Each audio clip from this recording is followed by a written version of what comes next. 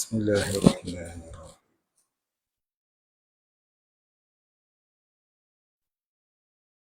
إلى حضرة النبي سيدنا محمد صلى الله عليه وسلم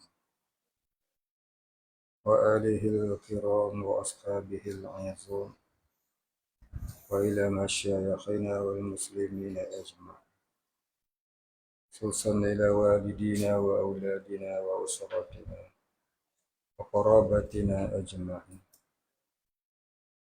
وخصوصا إلى أجدادنا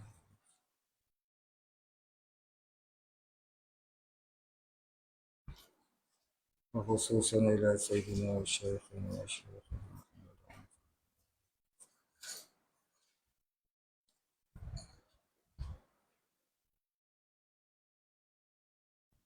وأصولهم وفروعهم ومن ينتسب إليهم أجمعين.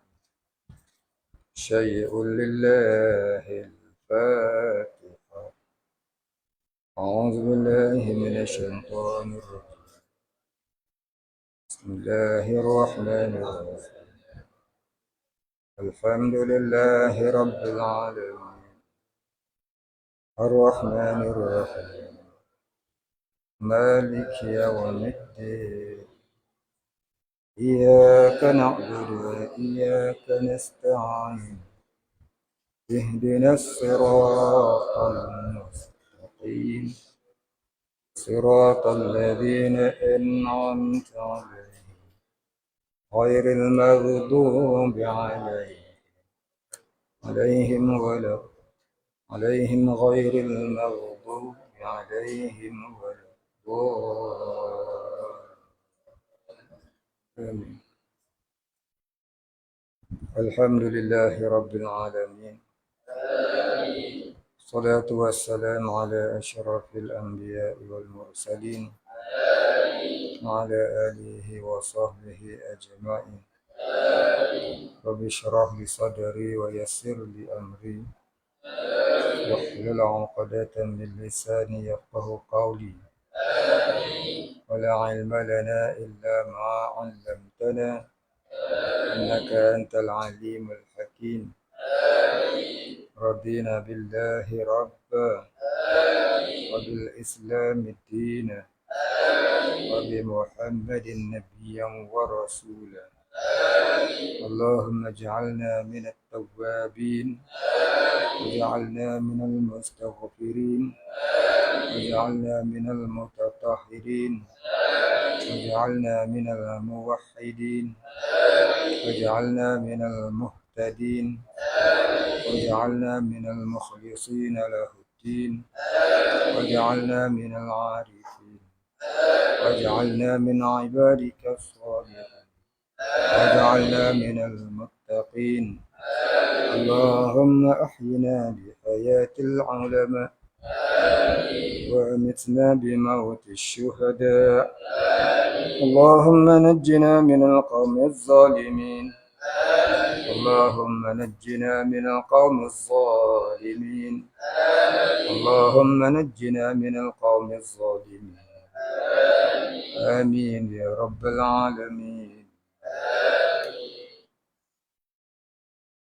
Mana kita bunti kosak apa?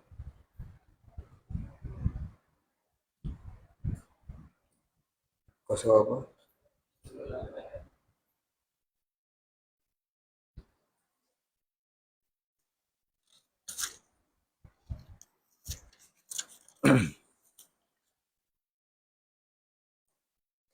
Kat mana?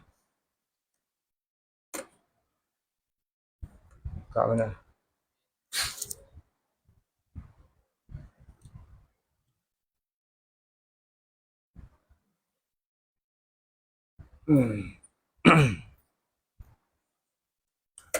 Bismillahirrahmanirrahim. Qala musannif wal muallif rahimahullah ta'ala wa nafa'ana bihi wa bi'ulumihi wa barakatihi amin ya rabbal alamin.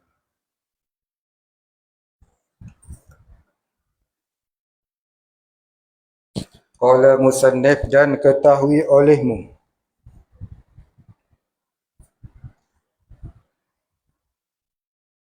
bahwasanya hamba itu apabila telah ikhlas dalam amalnya, nescaya zahirlah baginya segala faedahnya. Dan ketahui olehmu, hendaklah kita ambil faham dan kita ambil pengertian bahwasanya hamba itu seseorang hamba Allah yang beramal ibadah itu. Apabila telah ikhlas, yakni apabila hatinya telah diikhlaskan oleh Allah. Allah yang mengikhlaskan hati hamba bernama mukhlasin. Hamba yang sudah diikhlaskan hatinya oleh Allah dinamakan mukhlisin. Jadi Allah terlebih dahulu memberikan keikhlasan. Barulah hamba itu jadi orang ikhlas. Maka ikhlas itu ada 3 maqam. Ada 3 darjah.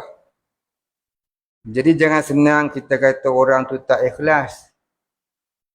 Jangan senang pula kita menuduh orang tu sangat ikhlas. Kita tak tahu. Jangan mudah kita kata orang tu tak ikhlas. Jangan. Kita tak tahu. Contohnya macam mana? Seorang pendakwah, seorang da'i. Dia pergi ngajar jauh-jauh, orang bagi duit ke dia. Dia pun ambil duit. Kita kata dia tak ikhlas. Lepas tu, kalau dia tak mengajar, kena pergi buat kebun, siapa nak mengajar? Mufti dia tak ambil gaji, siapa nak jadi mufti? Tuan Imam tak ambil gaji, siapa nak jadi imam? Kalau begitu, Sayyidina Abu Bakar yang digelarkan oleh Nabi As-Siddiq, tidak ikhlaslah dia. Sebab apa? Sebab dia ambil gaji jadi khalifah yang pertama. Sayyidina Abu Bakar As-Siddiq, dia mengambil gajinya sebagai khalifah, sebagai Amirul Mukminin. Kemudian lepas pada dia semua, Amirul Mukminin mengambil gaji.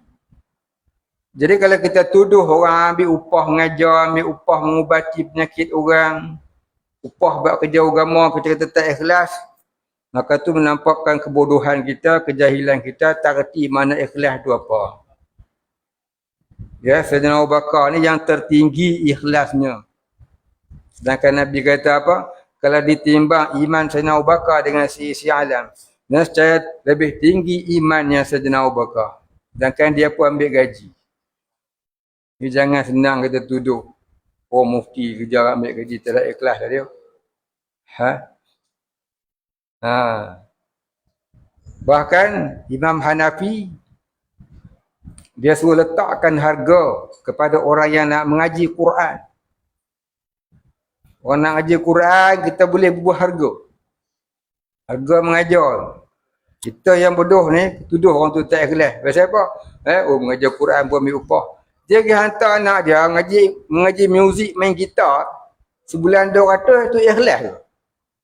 Ikhlas pula. Pemain gitar tu mengajar anak dia. Kena agama ni ke tak boleh ambil duit? Pergilah ngaji dulu. Baik, apa dalil kata boleh ambil upah? Dan tu tak termasuk dalam golongan orang yang bukan dikatakan tidak ikhlas. Baik, dengar memulai. Hadis Nabi. Inna ahaqqa alaihi ajra kitabullah. Nabi kata sesungguhnya yang lebih berhak kamu mengambil upah ialah mengambil upah mengajar kitab Allah. Itu hadisnya. Itu hadisnya. Sedangkan hadis tu Nabi sabda sempena Sayyidina Sa'id Al-Khudri ambil upah baca Quran, baca Fatihah ya. Kerana mengubati penyakit seorang Arab Badui yang terkena sengat binatang. Maka Arab Badui tadi tu dah sembuh, dia tanya, berapa upahnya? Dia kata, aku nak 100 ekor kambing. 100 ekor kambing agak-agak apa dik?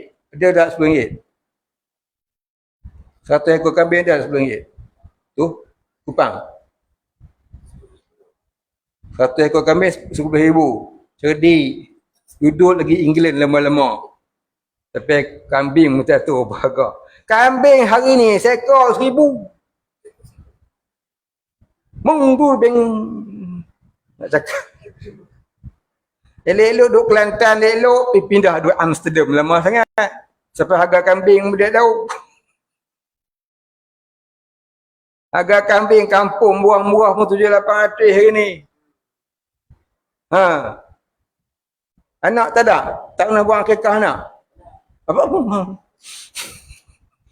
Dia buat apa lembu? Ke kuta? Apa ni kambing?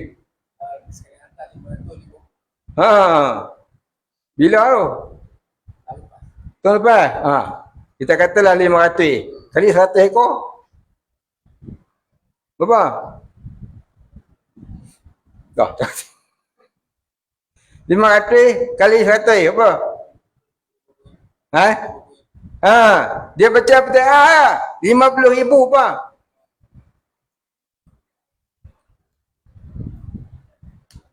Sahabat-sahabat tadi bila saya Al-Khudri minta upah sebanyak tu, dia orang duk cakap, "Hei, boleh ke, halal ke, sah ke, tak haram ke?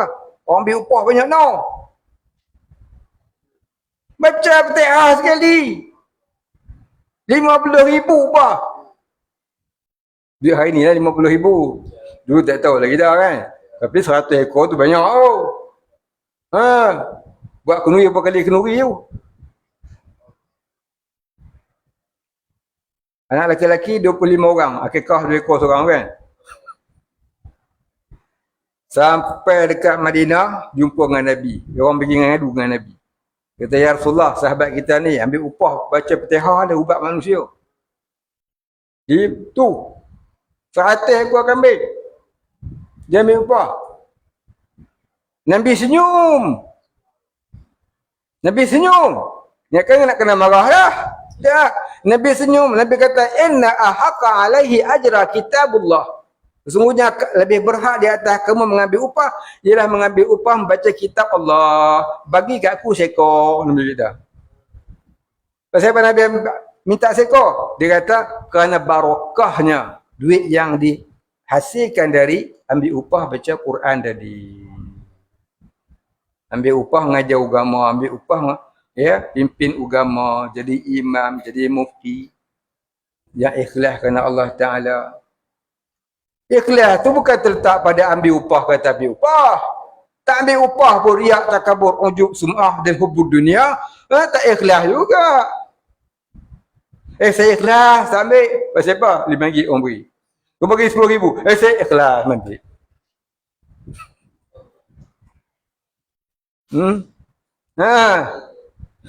Orang bagi, orang jiran bagi sebelah. Apa dia? Ikan cencuruk goreng 3 ekor. Oh, saya tak makan, saya sedekah balik. Saya bukan orang miskin, saya tak makan. Kena dah bagi kari kepala kambing, oh saya makan. Kurang you know. Baik. Jangan kita ambil mafhum kalam ulama yang selapis tanpa kita pergi ngaji sendiri dengan dia. Dia ambil kalam ulama sana, bubuh kalam ulama sana, bubuh dalam FB hang. Lepas tu nak hentam orang. Jangan. Hang pergi ngaji dak dengan dia. Hang dah duduk satu guru dak dengan dia. Pernah dengar dak ceramah dia. Hang tak pernah, hang cedak-cedak hak kitab apa, FB orang aja. Hang tu sudah sembang banyak.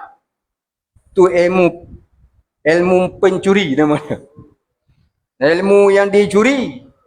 Dia cetak rompak boh lah FB dia, nak hantam orang. Jangan. Dia mengaji dulu dengan dia. Pak Cumik ni, saya ikut dia umur 18 tahun. Yang dia satu orang tu. Dia ambil kata-kata Pak Cumik, cakap pun tak habis. Dia boh lah FB dia. Orang lain pula ciplak pun nak hantam orang. Ha, jaga. Pak Cumi pernah ngajar saya ilmu nak jadi kaya. Saya tak mau. Pasal apa? Dia habaq nasihat lah. Kalau nak jadi kaya, so, lupa Tuhan. Tapi dia buat. Tapi dia banyak infak fisabilillah. Dia tanam salak 7 hektar. Tahun 87 tuan-tuan. Cumi. Saya pergi ziarah dia. Dia kata, salak saya ni saya dapat anugerah kerajaan ni Kedah. Jabatan Pertanian Negeri Kedah. Saya dapat anugerah petani contoh negeri Kedah. Pasal apa? Kebun salak saya 7 hektar semua berbuah. Nak tu rahsia dah. Amai sini buat kambing sekok. Abang lesbi. Lagi ada pula orang ciplak-ciplak. Lesbi dia untuk hentam orang. Tahu harga salak apa? Tu harga salak apa? RM10 berapa biji Kena banyak pun. Kan? Salak Kedah macam salak Kelantan, salak Kelantan kecil-kecil salak Kelantan. Salak Kedah tu besar macam bukit tinggi tu.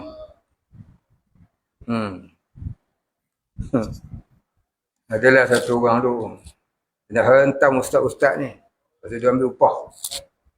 Orang duk bagi pergi ngajar salam masuk bukit. Ngajar salam masuk bukit.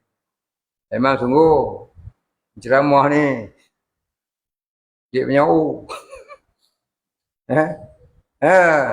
Sehari 3-4 kuliah. Satu tempat 200-300 orang beri. Sehari 1,000 pun ada. Tapi dah jelas kawan tu pakai bil payung. Nak jelas buat apa? Hang lu tak nak ngaji ke mah? Tak nak ngaji ke mah lagi.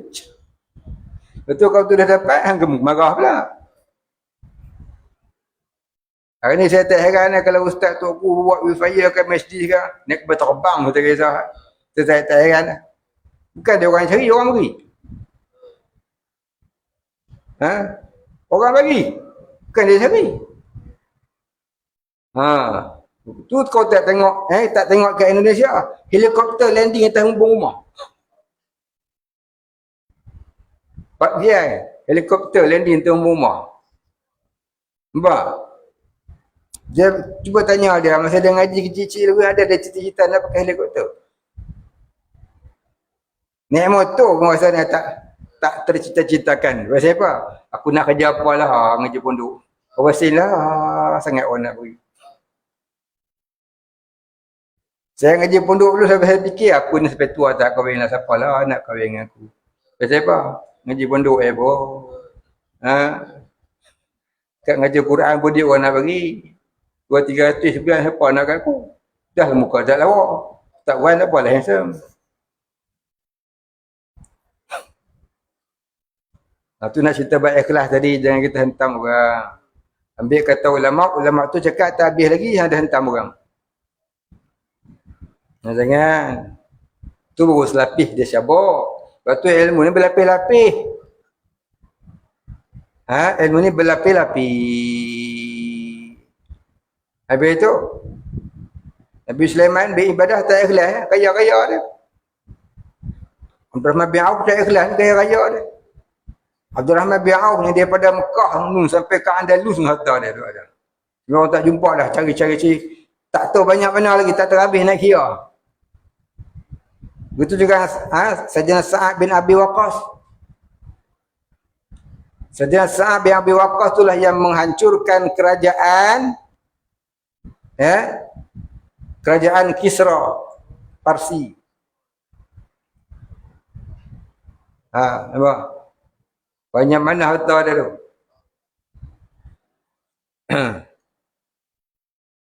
Mana bagi harta dah? Itu lepas berperang dapat harta ghanimah, dia bahagi-bahagi. Dia ketua perang, banyak sikit. Kan? Banyak lah harta dia. Sebagai apa? Sebagai tanda penghormatan Islam pada orang yang memperjuangkan Islam. Islam membenarkan dia mengambil harta ghanimah. Sebab tu ada dalam hukum, siapa dia berperang semata-mata nakkan harta ghanimah, Maka kalau dia mati dalam perang, matinya syahid dunia, bukan syahid dunia akhirat. Mata-mata nak harta ghanimah. Mari ustaz moden hari ni, siapa mati kena mempertahankan harta di rumah, kena penyangak masuk, mati syahid dunia. Mana hang ngaji? Itulah tu. Saya pernah dengar hari tu. Satu orang dia ceramah. Syahid dunia ni adalah orang yang mati kerana mempertahankan harta. Contohnya penyangak masuk rumah dia. Penyangak nak curi duit dia. Dia mempertahankan hartanya dibunuh. Syahid dunia katanya. Bukan yang tu. Itu syahid akhirat. Yang kata syahid dunia ni orang yang perang dalam perang fi sabilillah. Berperang dengan orang kafir. Berperang dengan orang kafir. Dalam perang sabilillah.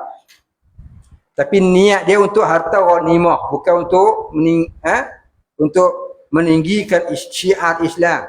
Maka kalau dia mati, mati syahid dunia. Bukan dunia akhirat. Itu kena fahamlah. Fahamlah.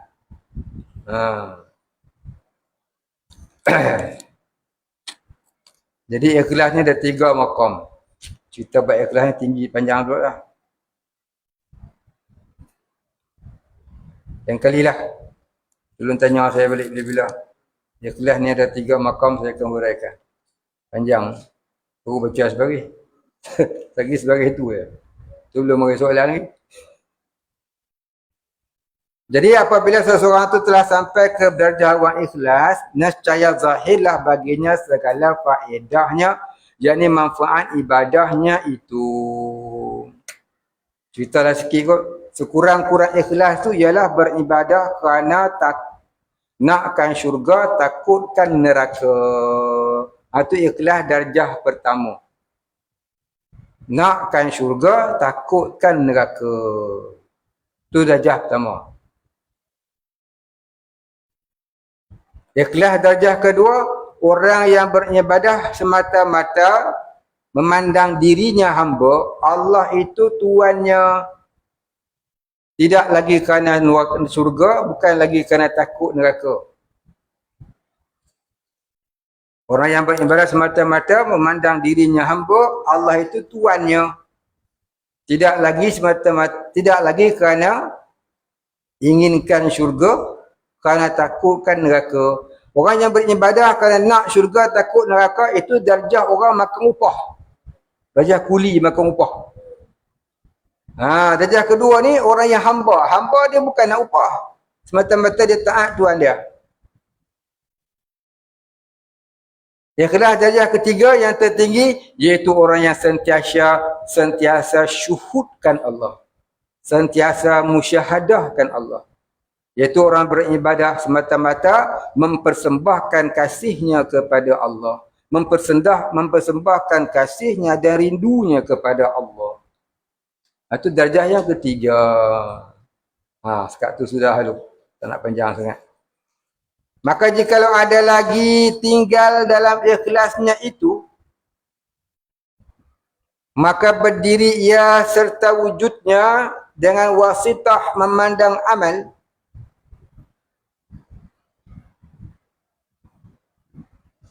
Maka jikalau ada lagi tinggal dalam ikhlasnya itu, yakni jika adalah dalam ikhlas itu, masih lagi ada perkara yang menyebabkan tidak ikhlas penuh hati. Maka berdiri, yakni seperti wujud di dalam hatinya,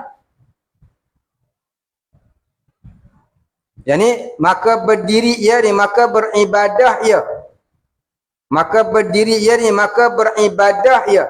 Serta wujud dengan wasitah memandang amal. Yang ni beribadah dia dengan hatinya memandang amal. Titik situ. Apa dia? Faham dah maksudnya? Maksudnya gini.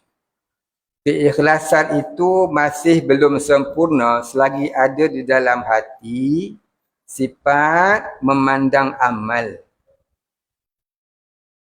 Ya, keikhlasan itu masih lagi belum sempurna selagi ada di dalam hatinya sifat memandang amal. Macam mana sifat memandang amal?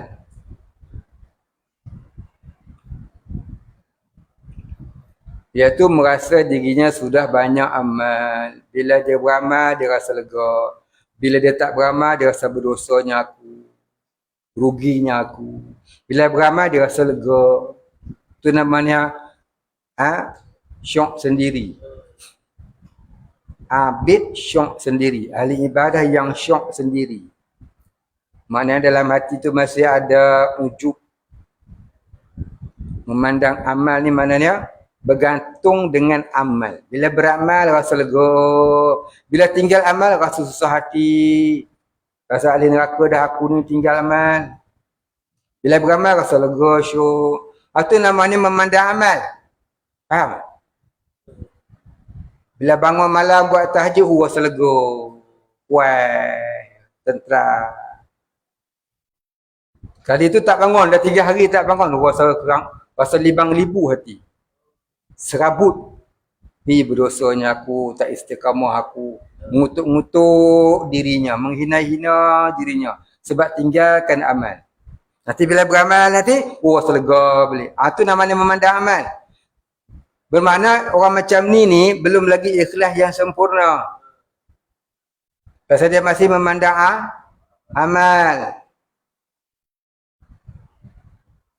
Tapi kalau bagi orang awam yang baru nak melangkah masuk bidang sufi, belum ahli sufi lagi, maka kalau lagu tu eloklah banding dengan langsung tak sembahyang.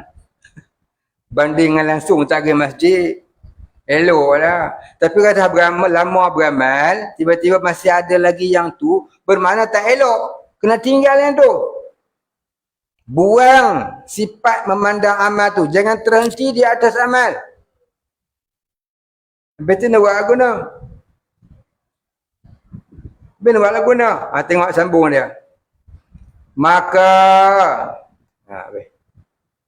dan jikalau ada daripada orang yang ahlul mahabbah dan ahlul ikhlas, maknanya kalaulah orang tu nak jadi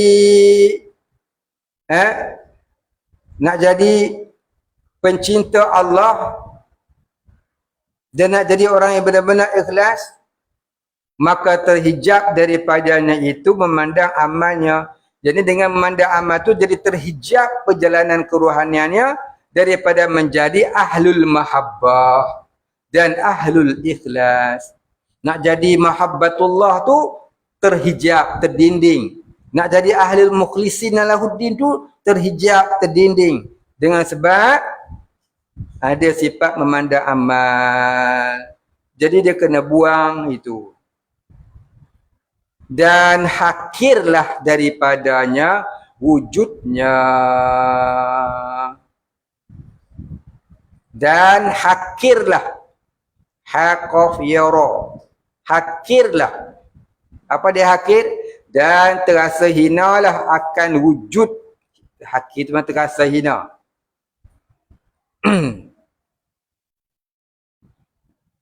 Dan hakirlah daripadanya wujudnya. Yang terasa hinalah akan wujud sifat memandang amal itu di dalam hatinya. Maknanya hendaklah dia memandang hina akan dirinya. Kerana dalam hatinya tidak sebenar-benar ikhlas. Sebab apa? Masih lagi ada memandang amal. Kena pandang dirinya hina. Ya Allah, aku ni hamba-Mu yang hina dina. Sebab aku belum jadi orang yang ikhlas. Sedang aku umur sudah tua. Ikhlas belum ada. Takwa jauh lagi. Maknanya pandang diri tu hina. Bukan al-fakir. Al-hakir. Al-fakir tu peringkat nak jadi wali ya. Dengan senang-senang kita menggelarkan diri kita al-fakir. Al-fakir tu peringkat nak jadi wali ya.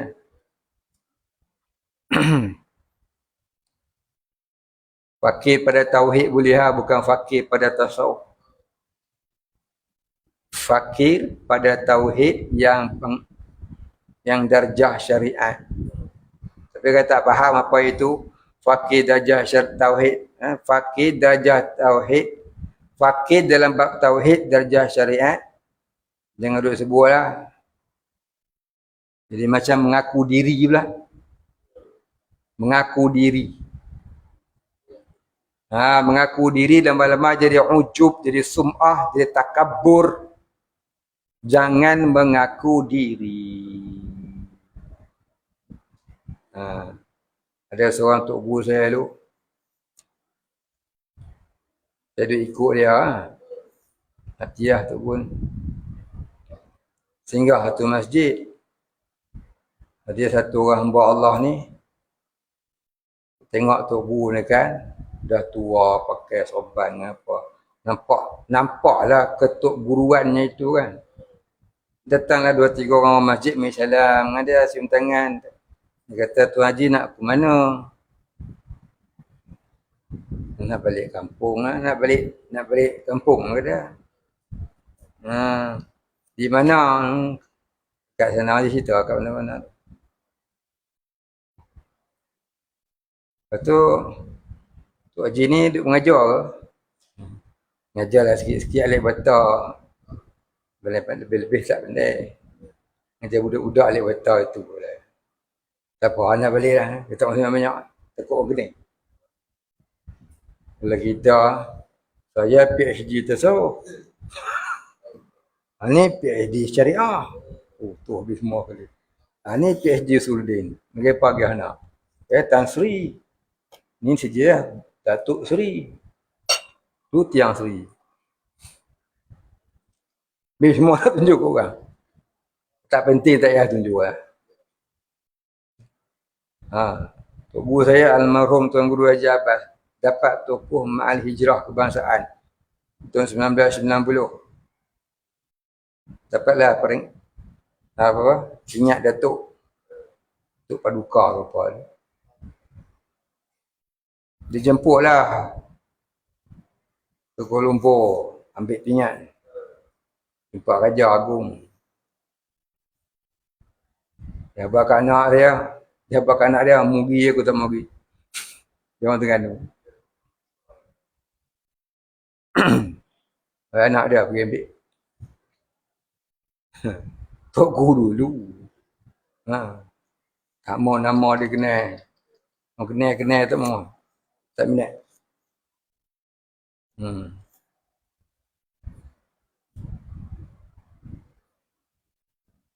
Allah Guru saya Tuan Guru Haji Omar Zuhdi, muka dia orang dah. Ambil dekat gambar dia. Letak dekat surau lah.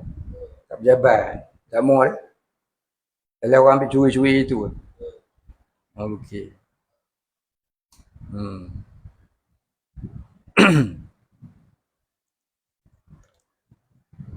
Baik Bukanlah salah pula ambil gambar. Tak kat poster tu taklah salah. Jangan riak, takabur, wujud sum'ah dan hubbud dunia, sudahlah.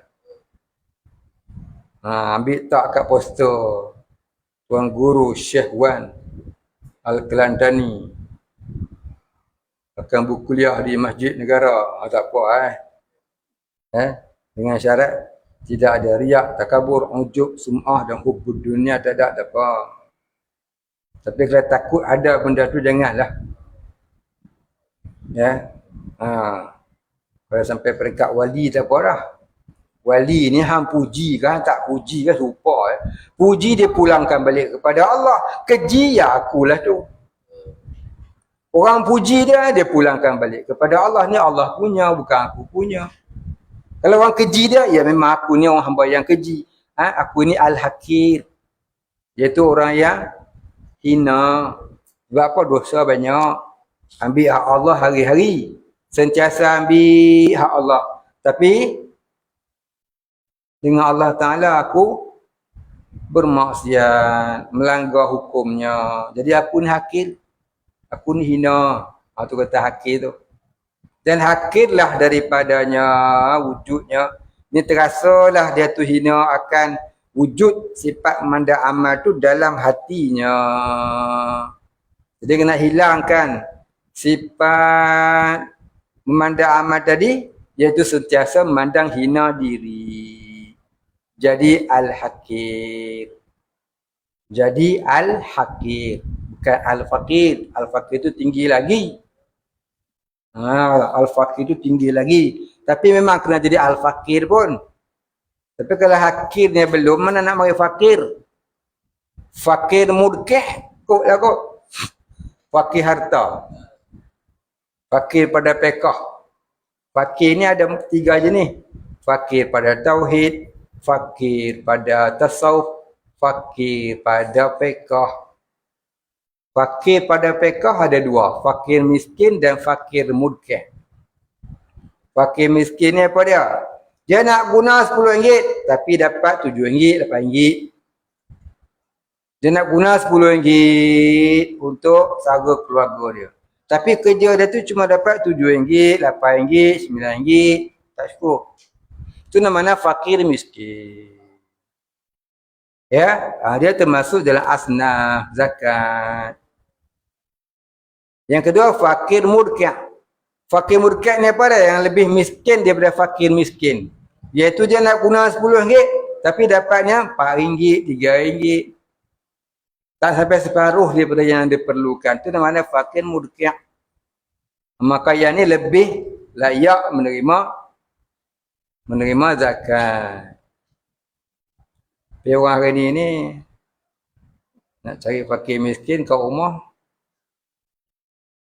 TV besar gajah. Handphone seorang sebiji, anak jahat sebelah tu ada handphone. Tapi dapat zakat. Pelik kat tu. Ada kereta. Pergi ambil duit zakat dekat jebat zakat ni kereta.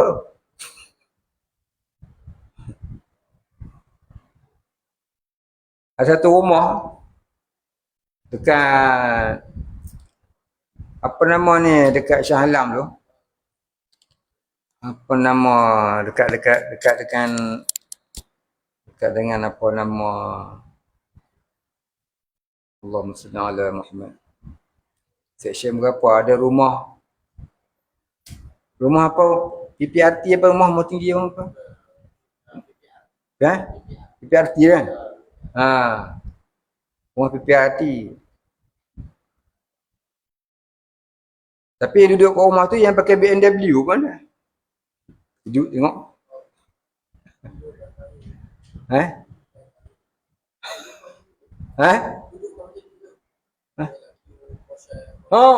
Tapi duduk rumah asnaf. Saya pun tak tahu macam mana pengiraan jabatan zakat.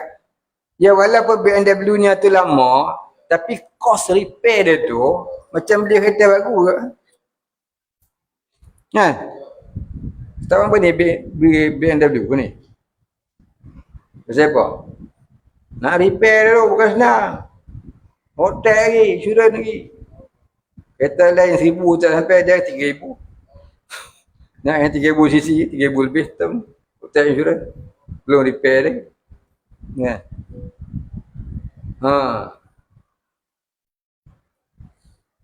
Baik, tu yang fakir murkih.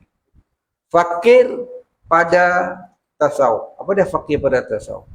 Iaitu orang sentiasa bertumpu hatinya kepada Allah, tidak lagi bertumpu kepada selain Allah. Ma fi qalbi ghairullah. Tak ada dalam hati selain Allah. Itu dia kata fakir ilallah. Dengan senang-senang menggerakkan diri al-fakir, bagaimana kita ujub perasan.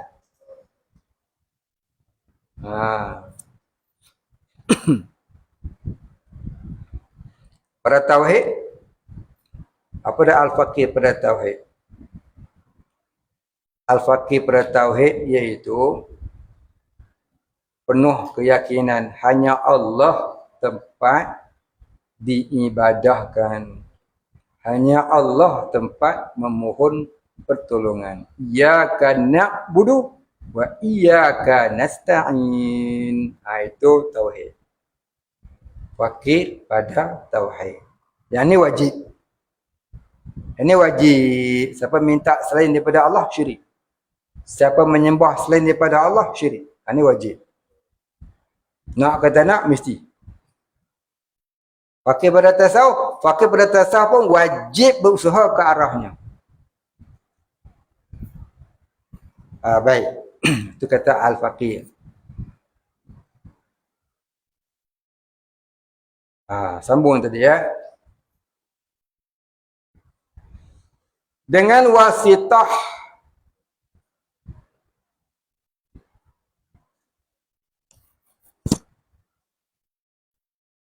Dengan wasitah mandang mati saya belum kurai. Cuba di atas baris kan. Maka jikalau ada lagi tinggal dalam ikhlasnya itu, ini masih lagi terdapat dalam keikhlasan hati itu, maka berdiri ia ini, maka beribadah ia serta wujudnya dengan wasitah memandang amal. Dengan perantaraan memandang amal. Wasitah itu maknanya perantaraan. Dia beribadah tapi ada perantaraan ni memandang amal. Dan jikalau ada daripada orang yang ahlul mahabbah dan ahlul ikhlas, maka terhijab daripadanya itu memandang amalnya dan hakirlah daripadanya wujudnya titik. Hingga koma bukan titik. Hingga tiada melihat baginya amal serta berdiri pada sekalian amalnya. Maka adalah yang demikian itu menunjukkan atas ikhlasnya dalam amalnya dan sucilah daripada nazar kepada wujudnya. Baik, apa maknanya? Hingga tiada melihat baginya. Ini hendaklah dia menjadi orang yang hakir. Hingga tiada melihat baginya maknanya hendaklah dia menjadi orang hakir sehingga tidak lagi dia melihat di dalam hatinya itu amal serta berdiri pada sekalian amalnya. Maknanya dia beramal tidak lagi memandang amal. Hendaklah menghina diri sampai tidak lagi memandang amal. Faham tak? Apa tak faham kalangan? Mau tak faham? Apa tak faham? Susah tak faham. Kitab ni susah, kau jangan ada bermain. Saya ngaji kitab ni 4 orang Tok Guru. Tok Guru saya semua dah meninggal dah. Kalau saya tak boleh nak faham, saya pun tak ngajar. Sebab Tok Guru saya yang saya ngaji semua dah meninggal lebih.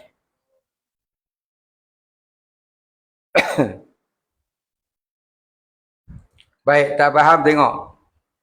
Hingga tiada melihat baginya amal, yakni hendaklah dia memandang dirinya hina dina sampai tiada lagi di dalam hatinya memandang amal.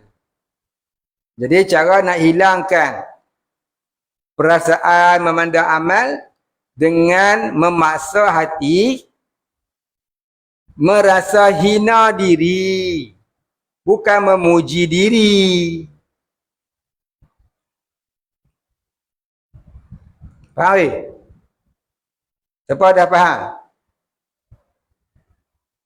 Siapa dah faham? Angkat tangan.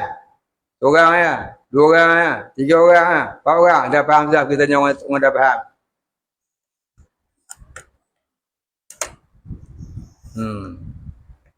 Jadi kalaulah kita hidup mandang amal, bermakna ikhlas kita tu sudah dirosakkan oleh satu penyakit. Penyakit apa? Penyakit memandang amal, bertumpu pada amal, tak bertumpu hati dengan Allah. Jadi ubatnya kata pengarang kitab ini, kata Syekh Atha'illah As-Sakandari, hendaklah kamu merasa dirimu itu hina. Sebab apa? Banyak dosa. Aku hari-hari makan nikmat yang Allah beri. Aku hari-hari menggunakan nikmat yang Allah beri. Apa dia? Makan, minum dan berbagai-bagai lagi nikmat. Semua Allah Ta'ala kurnia. Tapi aku masih mandang akulah yang itu, akulah yang ni. Tak memandang Allah segalanya. Hinanya aku. Ibarat dia gini lah. Ya. Kita naik kereta. Balik kampung. Lepas tu habang ke orang kampung. Kereta ni aku baru beli. Taklah mahal, 300,000 ya. Kan? Tiba-tiba apa yang kita cakap tu, didengari oleh tuan punya kereta, dia bagi pinjam ya. Dia balik-balik kampung, dia kata dia boleh beli. Macam mana orang tu boleh dengar? Ya, dia letak voice line dalam kereta tu, GPS punya voice line. Pergi mana pun dia boleh dengar apa hang kata. Hang buat apa? Hang bawa siapa? Hang sembang apa? Oh, lagu ni. Bukan mu nak terima kasih ke aku. Mu perasan kata hakmu. Hang duk perasan kata hang punya. Bukan hang perasan, hang nipu. Jadi kalau balik besok, sampai kat pintu rumah, tak sampai pintu rumah pun sampai gate, tuan dah tunggu. Turun. Dia kata aku nak balik. Barang tak sini lah, tak payahnya. Kau ambil cepat. Lepas tu nak pinjam pula, tak ada. Norway. Tak bagi dah. Bukan Norway. Tak ada. Pasal apa? Bagi pinjam, kuah sendiri. Tak bagi mengata, bagi bah kata. Tu ada. Itulah ibaratnya. Patutnya kata apa? Ni bukanlah saya beli, mana saya ada duit. Kalaulah tidak dengan kemurahan orang sebelah bagi pinjam, tak balik raya kuih. Orang faham kan? Orang faham kata kuih. Bukan kuih. Orang faham belah-belah cenur temeluh, dia panggil, aku dia tak kuih. Kena sebenarnya kata Den, esay. Betul lah? Siapa orang faham ni? Mana ada orang faham ni?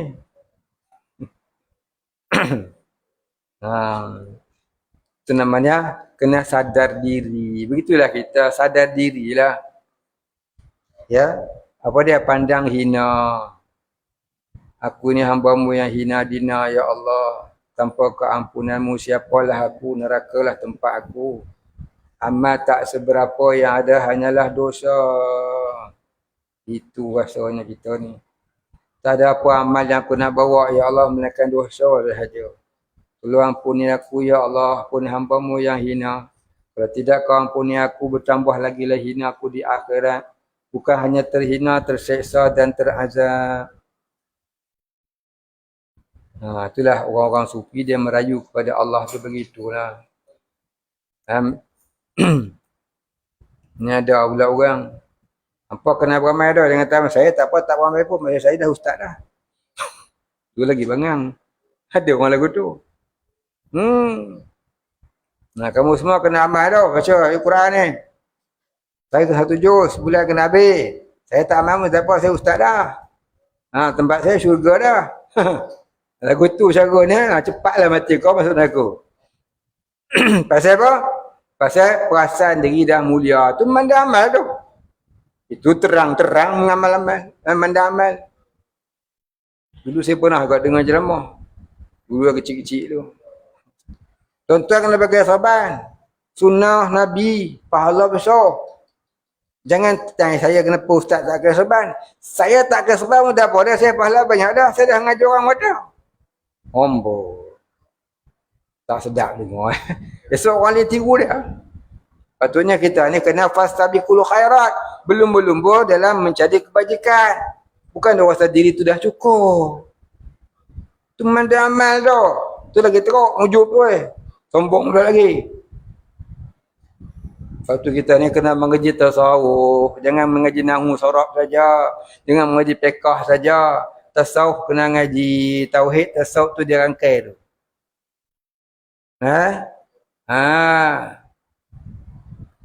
Siapa yang tidak menuruti jalan-jalan kami, ini jalan-jalan tasawuf ini kata ulama tasawuf, maka matinya berkelak tiada apa dibawa melainkan kosong. Tiada apa yang dibawa melainkan kosong, tong kosong. Mayang tapi penuh riak, takabur, ujub semua. Pergi Mekah buat haji, buat umrah, tapi penuh dengan riak, takabur, ujub semua. Mana nak mai pahala? Pergi ke Mekah, balik buang dengan riak, takabur, ujub semua, hubud dunia, mandang amal dan sebagainya. Sebab itulah kena melalui jalan-jalan tasawuf. Siapa meninggalkan jalan tasawuf, maka sebenarnya dia meninggalkan jalan siratal mustaqim. Siratal ladzina an'amta 'alaihim minan nabiyyin was-siddiqin wasyuhada'i was-salihin. Tapi yang ada tasawuf ni dalam ahli sunnah saja. 72 lagi tak ada tasawuf. Mu'tazilah tak ada tasawuf, Syiah tak ada tasawuf, Qadariyah tak ada tasawuf, Murji'ah tak ada tasawuf, Wahhabi lagi tak ada. Itu tanda tak betul. Sedangkan tasawuf zaman Nabi pun ada.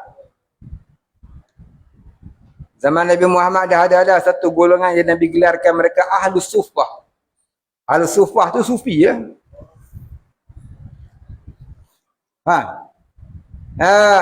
Zaman Nabi Isa ada yang digelarkan Al-Hawariyun. Rambut mereka panjang. Dekat bahu. Kayak sorban. Bukan rambut panjang, ikat macam tocang. Pejepun samurai bukan. Itu Ar-Raqiyun.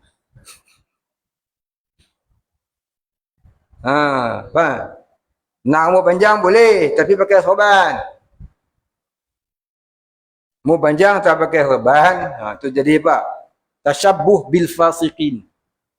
Menyerupai orang fasik, maka hukumnya haram. Ya. Begitu juga potong rambut ni nipis kat tepi. Nipis kat tepi kat atas. Upuk negro ke 7 gro? 8 gro apa? Dia tak sedang buat spotek tu. Pijit macam orang Afrika. Afrika ni tempat dia antara punca-punca penyakit dunia. Ni penyakit baru ni apa dah? Cacar monyet. Tahu tak cacar monyet? Kenapa ada tahu? Dia pegang senapang hari.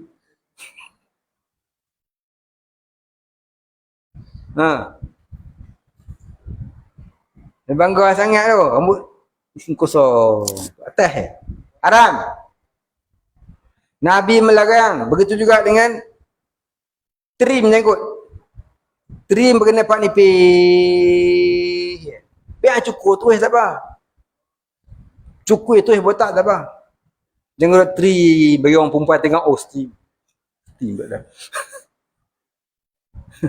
Perempuan tengok geram, orang tengok dia lagi cuci. Apa nama? Apa nama pelakon filem? Yang nipis tu.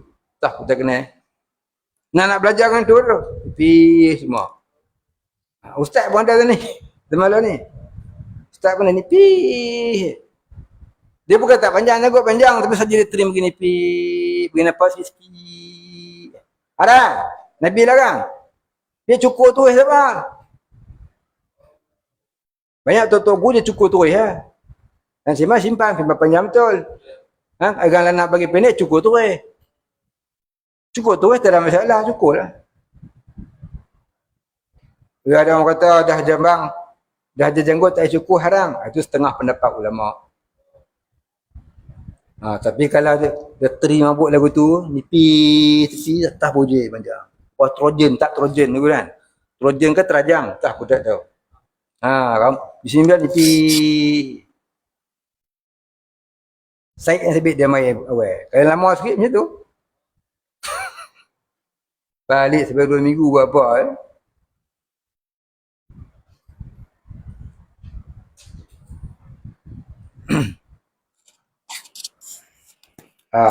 jangan duk tiru. Rambut tak molek. Rambut ya. Tapi ada hukumnya. Rambut je tapi ada hukumnya. Baik habis sambung sikit.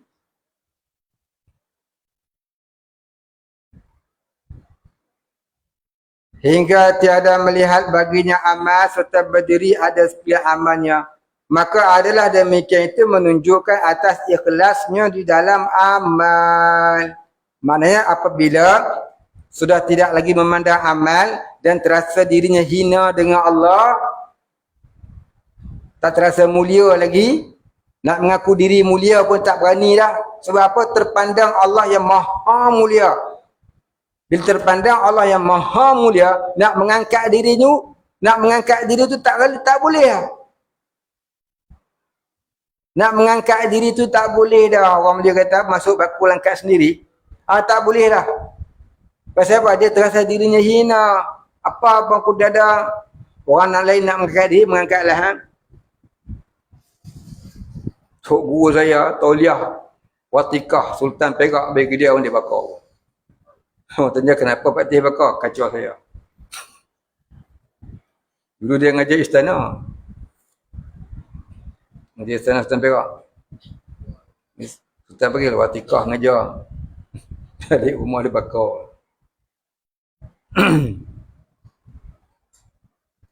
Baik. Kampus saya seorang. Guru Sultan Perak.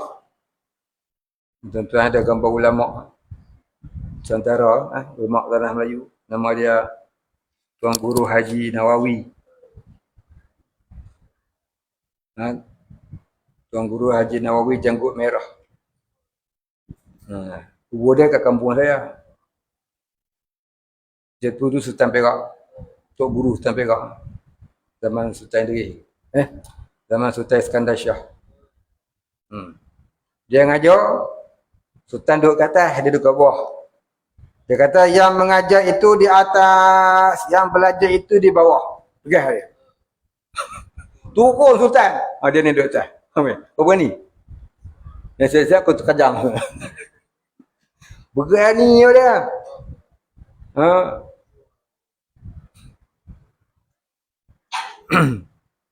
Cina bintang 3 tangkap dia buah lagu ni. Nak buang kat pantai kami, kat laut kami. Tangkap dah buah lagu ni, ikat buah lagu ni. Sampai kat Pantai Kemis tu, daripada kampung saya tu, nak pergi Pantai Kemis lebih kurang 40 kilo. Sampai dekat laut, angkat-angkat guni kosong. Kat atas tali tu dia ikat elok weh. Hilang itu je. Buka tak ada apa. Tak ada koyak apa semua tak ada. Bonet pun tutup elok. Balik belah balik tengok Tok Guru Nawawi duduk kat tangga masjid. Seorang dia. Cina bintang 3, Pak Wang. Tengok, hui, ini haji. Bukan orang. Macam apa?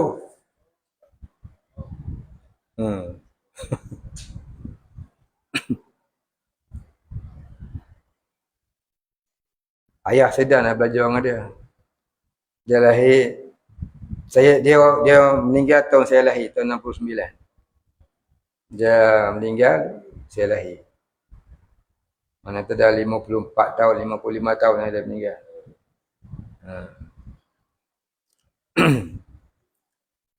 Tu tahu dulu. Mereka beramal sungguh. Beramal sungguh. Tok saudara saya, Tuan Guru Haji Sulaiman, Tok Guru lah. Dia mengajar kitab hikam ni pukul 2 pagi. Bukannya pukul 8 malam siap FB kita dah. Pukul 2 pagi. Tapi huraian dia taklah macam saya huraian. Saya huraian ni ikut tahap kemampuan kita boleh terima. Ada orang larang saya jangan haji hikam dalam FB. Ya saya tahu. Pasal dia larang saya tahu. Pasal apa? Pasal hikam ni dia ilmu yang antara hakikat dan makrifat. Syariat ke makrifat. Antara syariat ke makrifat. Tapi saya jagalah lidah saya ni, mudah-mudahan jangan tersebut yang hakikat tu. Saya sendiri pun tak faham. Jadi saya sebut yang agak-agak orang boleh faham je lah. Yang orang boleh faham. Saya ngajar dia boleh faham. Boleh faham? Boleh faham tak peningnya? Saya tak sebut apa itu darjah-darjah orang-orang yang menyelami lautan ahadiyah Allah. Korang tak boleh sampai. Kalau saya ngaji hikam yang boleh dipaham lah, sekadar kita boleh faham. Kalau ikut Tok Guru saya dulu tak macam ni. Tak macam ni ngajar hikam. Salah seorang Tok Guru saya yang ngaji hikam ni almarhum Tuan Guru Haji Abdullah Sijang. Qadi Port Dickson. Tu Masjid Abdullah Sijang. Pernah tengok? Masjid Abdullah Sijang tak tengok? Masya Allah. Duduk Port Dickson tak nak pergi masjid punya.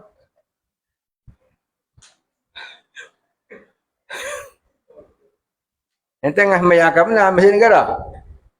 Ya ampun. Duduk Port Dickson tak pernah pergi Masjid Abdullah Sijang. Cerita Kita main masjid mana? Tak tahu. Masjid kat Port Dickson tak bukit tau. Itu masjid lama kat pasar tu. Ni masjid baru atas bukit lah. Sipang aku tu kat atas bukit tu. Masjid Abdullah Sijang. Ampun tuanku. Sembah patik harap diampun. Duduk Port Dickson tak tu masjid. Tu rajin pergi sampai Kuala Lumpur mana masjid kat rumah dia tak tahu. Tapi tak apa dah, ada main pondok ni tak apa lah. Abdullah Sijang tu Qadi Port Dickson. Guru saya dulu. Dia dulu sama-sama ngaji dengan tok guru saya di Mekah. Guru saya Tuan Guru Jomar.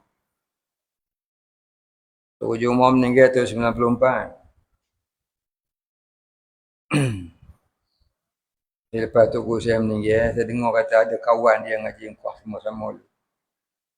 Port Dickson. Saya mari datang lah. Kebetulan dia ngajar kitab Tok Guru saya, Tanbihus Subyan. Tak karangan Tok Guru saya. Dan dia ngajar kita hikam. Cuma saya tak ngajar habis, ngajar sekali dua lah. Ngajar. Kita hikam. Oh dia mengajar, dia buka habis ya. Sampai ke ilmu-ilmu hakikat, marifat.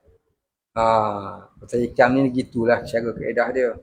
Saya tak berani nak buka sebab wa ana min ghairi ahli. Aku bukan ahli di bidang ni. Jadi sekadar yang mampu bagi saya ialah bukan bagi tuan-tuan. Bagi tuan-tuan tah wali pun saya pun tak tahu.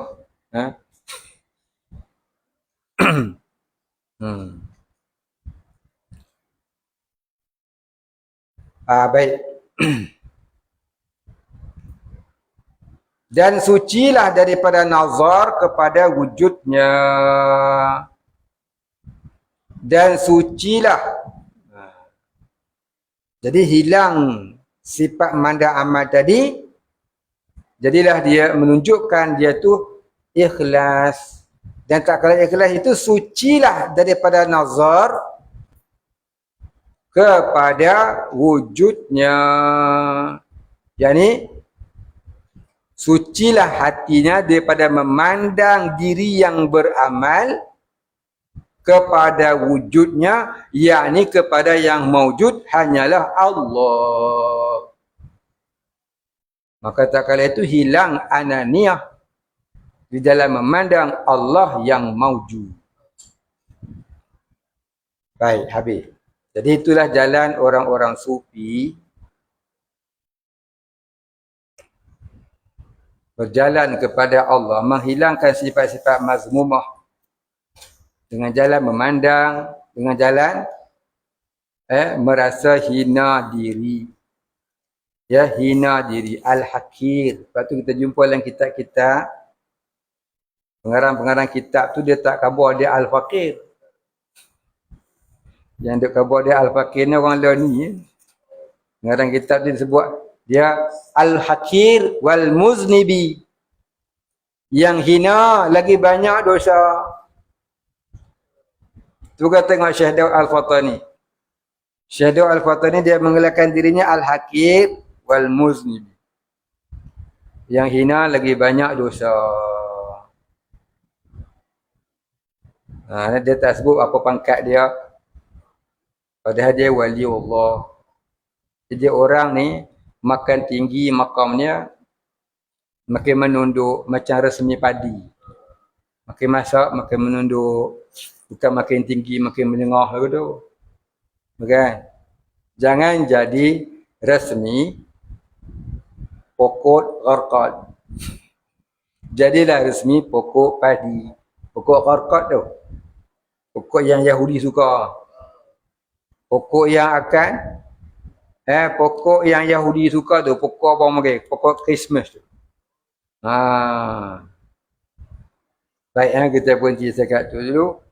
Pokok warkak ni macam mana? Tahu dah pokok warkak macam mana? Cuba tengok pokok warkak ni. Dia naik dia tu, mendabik dada. Kau tengok bentuk dia macam mana? Seolah-olah mendabik dada. Tapi padi tidak. Makin masak, makin dia menunduk. Itulah, kita ni ada ilmu, mengaji. Makin menunduk, makin rasa hakir dengan Allah. Bukan makin ngaji, makin nak menunjuk ada degree tu, degree ni. Di akhirat, degree itulah nanti akan puk kita. Pasal apa? Pasal kita riak, takabur, ujub, sum'ah dan hubud dunia dengannya. Bukan salah ada degree. Tak salah. Yang salahnya bila kamu ujub dengannya. Bila kamu riak dengannya. Bila kamu takabur, sombong, sum'ah, hubud dunia dengannya. Tak salah. Ambil PhD apa tak salah.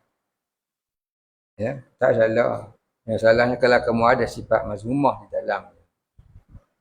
Wallahu a'lam. Baik, soalan.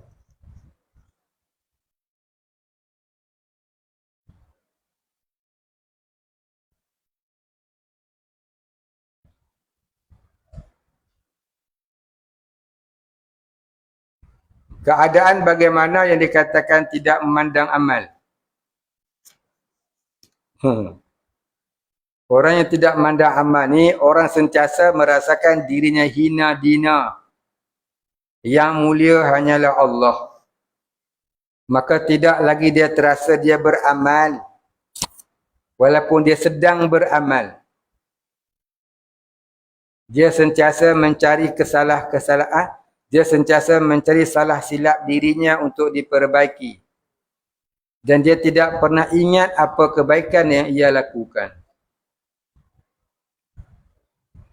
Orang yang tidak memandang amal ni, apa kebaikan yang ia lakukan, dia tak pernah ingat dan tak pernah untuk mengingat-ingati. Yang dia ingat hanyalah dosa dia dengan Allah. Dan dia bertaubat di atas dosanya. Kata ulama sufi, jangan kamu ingat apa kebaikan yang kamu kerjakan. Ingatlah apa dosa yang kamu lakukan. Lalu bertaubatlah pada Allah. Bila sampai kepada satu peringkat, kita memang dah tak ingat lagi apa yang kita buat. Ibarat seperti kita ambil batu, lontar ke laut, kita tak terjun pergi cari dah.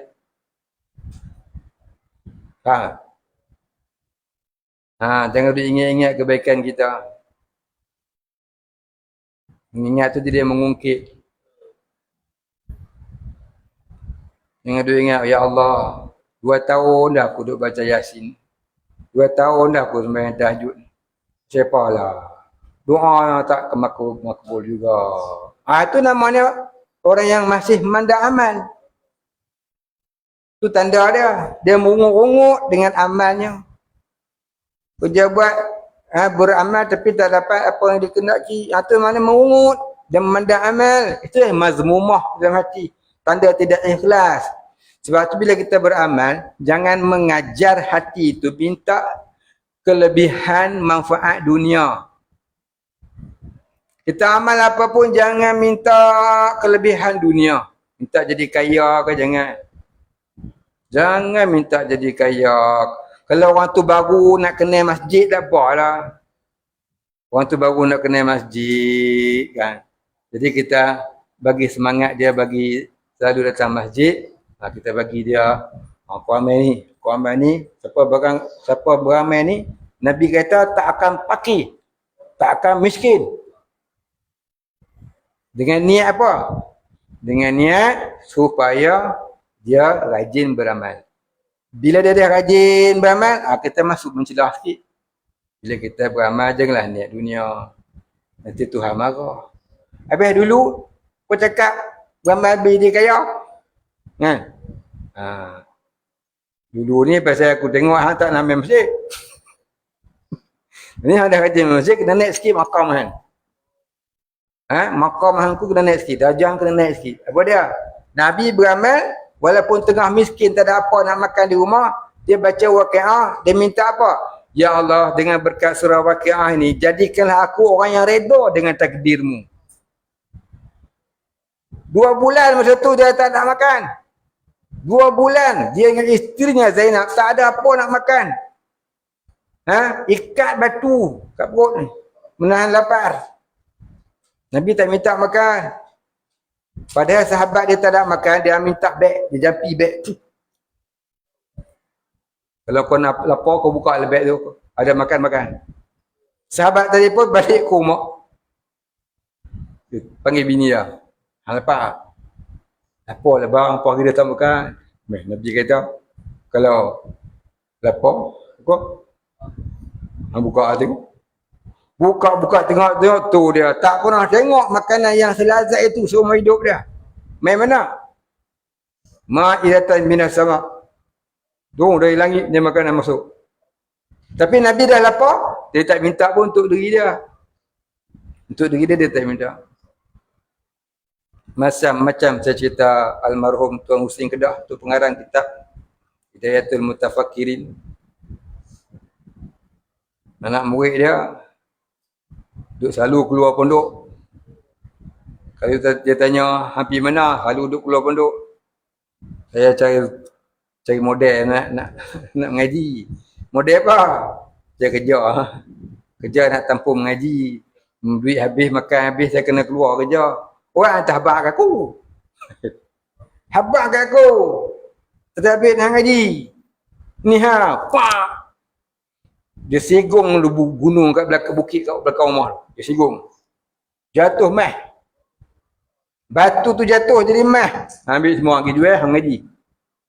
Tapi dia sendiri, duit tak ada. Dia pergi Pantai Remis Perak. Dia buat apa? Ambil upah jahit atas. Ambil upah jahit atas rumbia. Dia sendiri. Dia tak guna kelebihan tu. Dia bukan tak tahu. Dia buat kat anak murid dia boleh. Macam Tuan Guru Haji Baki Osman, Pondok Cenor Pahang. Dia ujian Kuala pula. Dia nak balik daripada Mekah tu. Duit tak ada. Dia pegang tanah. Dia duduk orang apa satu kat Tuhan. Lama jadi keras. Tengok jadi mah. Dia jual duit tu balik modal. Buat teman balik Malaysia. Dia hujan banyak. Dia buka air gau.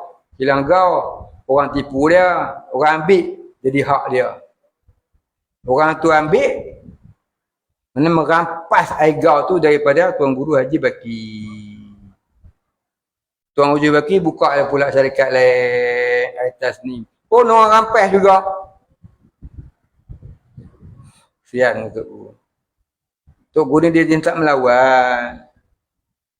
Dan orang pun ambil kesempatan di atas Tok Guru yang tak melawan ni, dia hentam kau-kau Tok Guru. Tok Guru dia pakai mesin lama tu dah hari ni. Yang orang curi dah pakai bil paya apa dah. Tok Guru saya duduk dengan dia dulu kat setahun. Tahun 80-an. Ujung-ujung 80-an duduk kejap dengan dia. Tuan Guru Haji Baki bin Osman, dia mengaji pondok. Dia mengaji pondok Lubuk Tapah 13 tahun. Mekah 10 tahun. 23 tahun. Itu dia orang alim macam tu. Selalu kena selalu diinanya orang. Ya. Dia tak reti ke doa bagi kawan tu buta kan mampu ya. Bukan kerja dia. Kalau kita aku baca dah no. Dia mampu ya. Beda Tok Guru ni dah. Tok Guru ni dia tak macam tu. Dia pandang Allah tu baik. Dia pandang Allah. Sebelum pandang musibah, pandang Allah. Kita pandang musibah tu yang empuk orang. Allah tak pandang. Dia pandang Allah. Apa yang Allah SWT buat baik berlaku.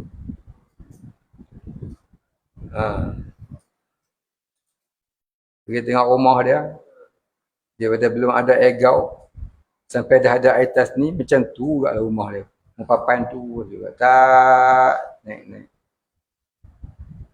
Ya. Allah. Tapi orang sanggup nanya. Allah, macam mana? Dunia macam tu lah. Orang suka ambil kesempatan di atas orang yang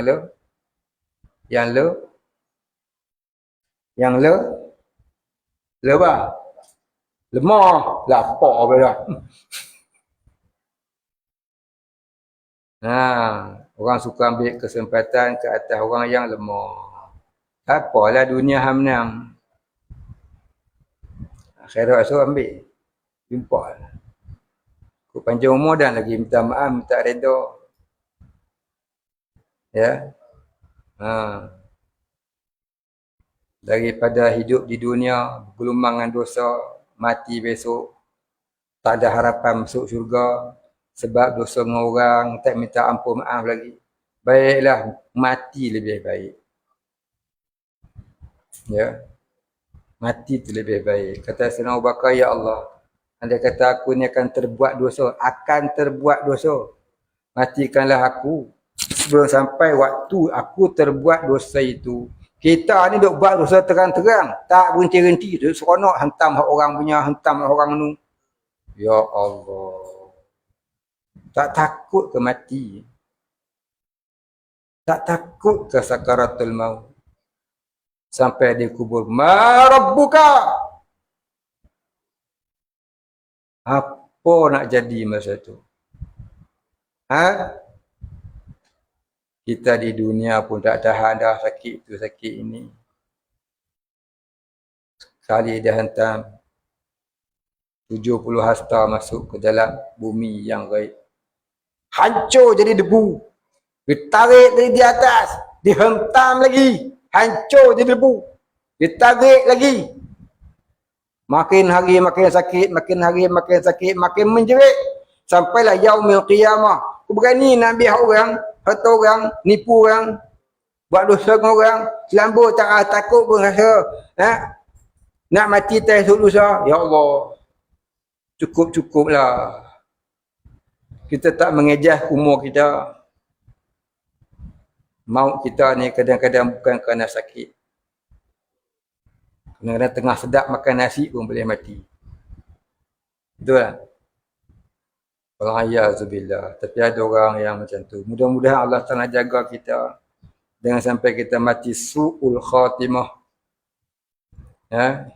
Ya Allah, andai kata aku lupa kepadamu, tolonglah ingatkan aku. Ya Allah, andai kata aku ini akan kembali kepadamu, tolonglah lancarkan lidahku dan hatiku dalam menyebut kalimah tauhidmu.